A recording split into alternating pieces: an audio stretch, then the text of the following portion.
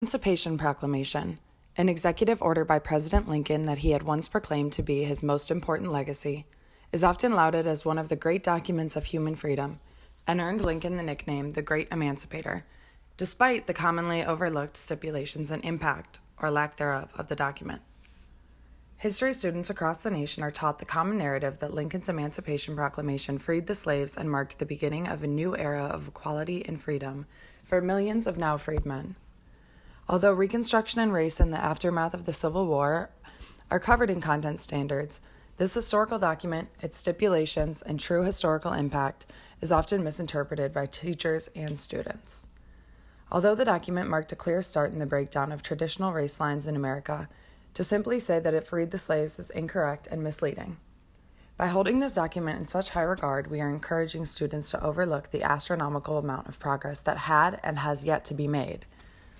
Not only did the Emancipation Proclamation apply specifically to slaves in Confederate states, it guaranteed no rights of citizenship, save the right to fight for the Union Army, and had a very little enforceability considering it applied only to rebel states. The Emancipation Proclamation gave life to the possibility of moving from a white republic to a universal republic. However, it only gave rise to a white republic that was divided now into those who had rights of citizenship and rights to work in the general economy, and those condemned to peonage, indentured servitude, and disenfranchisement. These new distinctions served to maintain the racial hierarchy that slavery had thrived on. Eulogizing of documents such as the Emancipation Proclamation spurns any productive discussion regarding its shortcomings. The Emancipation Proclamation can be utilized to discuss the rise of authoritarian powers in America in the form of burgeoning capitalist leaders, and how, despite providing a road to freedom for many slaves, the racial divisions of the antebellum period remain omnipresent in American society. We can look to our more recent history and see Dr. Martin Luther King's appeals to President Kennedy in 1961 and 1962 that he rededicate America to the principles of the Emancipation Proclamation and issue a second proclamation that would free all Negroes from second-class citizenship. Or perhaps we can explore the occurrence of Emancipation Proclamation Day ceremonies within Black communities, or the now nationally celebrated Juneteenth. Looking deeper into how the Emancipation Proclamation is referenced throughout our history, particularly during the Civil Rights era, reveals the persistence of the racial divides that characterized the country since before the time it was proclaimed. One could examine every aspect of our society and counter a myriad of ways in which our nation has remained a white republic since the emancipation of the slaves. Throughout America, there is a definitive achievement gap between Black students and white students. In Charlottesville, Virginia, a railroad serves as a physical divide between 3 predominantly white schools in the north and the 3 predominantly Black schools in the south. A report for ProPublica found that 1 in 3 Black students in Tuscaloosa, Alabama, attend a school that appears as if Brown versus Board of Education never happened. Inadequate funding and inferior educational opportunities in predominantly Black schools throughout Mississippi have resulted in a notable racial achievement gap. A civil rights group has filed a lawsuit against New Jersey because of policies requiring children to attend schools within their neighborhood that have resulted in extreme racial and economic segregation in schools. This group argues that segregation not only hurts academic performance and development of students, but perpetuates pre-existing societal prejudice. Segregation in schools is more pronounced today than it was 50 years ago. Public schools in New York City are the most segregated in the country. 40% of New York City kindergartners do not attend the city's public schools and instead gain entrance to a vast network of private schools through performance-based tests. At Stuyvesant High School, one of the highest performing New York City public schools, in a freshman class with 895 slots, only 7 of these slots were offered to Black students. Measures such as admissions tests for public schools further compound the impacts of pre-existing residential segregation and result in stratification based on race, class, and economic opportunity from an early age. Despite the 1954 Brown v. Board ruling that separate is not equal, an Ed Build report revealed that school districts predominantly serving students of color received $23 billion less in funding than mostly white school districts in 2016 in America. Statistics such as this are not few and far between in modern-day America, yet segregation is often presented as an unfortunate chapter in American history and not as a current reality. The same report found that non-white districts received about $2,200 less per student than predominantly white districts, which can also connect to the income inequality largely correlated with race that has existed since slaves were given the right to partake in the economy. Boundary lines created through gerrymandering, segregation, and zoning have helped maintain the inadequate funding and racial divide in schools. It is necessary to explore the reality of modern-day segregation in class discussions of emancipation, Reconstruction, or civil rights, because the history of the racial divide in America is very much alive in today's society.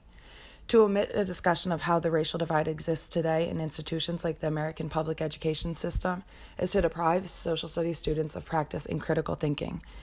Acknowledging inequities that exist within our society's institutions is a necessary first step in rectifying the damage that slavery has had on race relations within our society for centuries.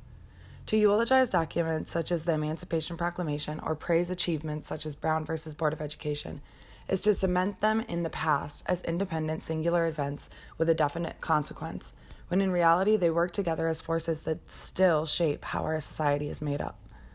Some school districts have identified the problems of segregation and racial achievement gaps in their schools and have started implementing changes in hopes of achieving true integration and equality in the schools. These districts have chosen to acknowledge and actively resist the pattern of racial injustice within their school system. In the Montgomery County Schools District, Superintendent Jerry Wiest has taken an initiative to change housing policy and funding distribution, which serve to uphold the structural inequality within the school district. Montgomery County now is home to a long-standing inclusionary housing program that allows low-income students to live in middle and middle-class communities and attend fairly affluent schools. Not only is there an inclusionary zoning policy in the district, but an extra $2,200 per student is allocated to red zone or lower affluent schools in the district. Within the first 5 years, Wiest's strategies helped to decrease the third grade achievement gap between blacks and whites from 35 percentage points to 19 percentage points, and from 43 percentage points to 17 percentage points between Hispanics and whites.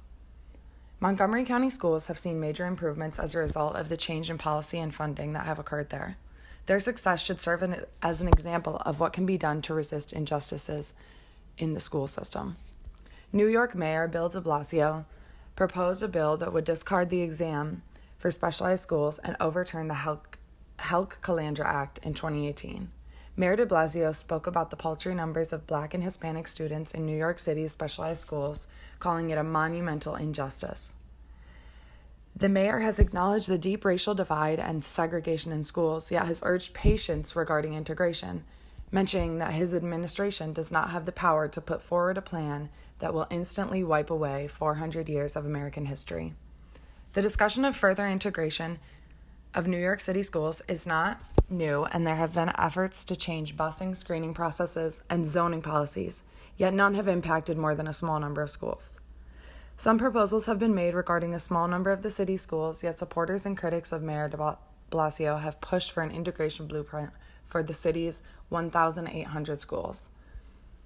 The most comprehensive desegregation policy yet, the District 15 plan, eliminated screened middle schools in Brooklyn's District 15, a district that includes upper middle class neighborhoods. The situation in New York goes to show that reversing the impact of the racial hierarchy in schools will not be an easy task and will require dedication to restructuring our society's integral institutions. The Emancipation Proclamation as a historical subject lends itself to the exploration of how race relations in American society have both changed and remained the same. Students should be taught to problematize the common narrative surrounding this document and connect it to society's current problems. The proclamation itself should serve only as a jumping-off point for critically thinking about how segregation and racial issues of the antebellum time period are reflected in society today. Making these connections and discussing the realities of modern-day segregation will help students to better understand how the past is very much alive in the present. Students will benefit from looking at concealed stories relating to the Emancipation Proclamation, as it will provide a better understanding of its impact on society both in the past and the present. Exposing students to concealed and resistant stories of racial injustice and segregation makes the past more relevant and opens the floor for productive discussions about how and where changes need to be made.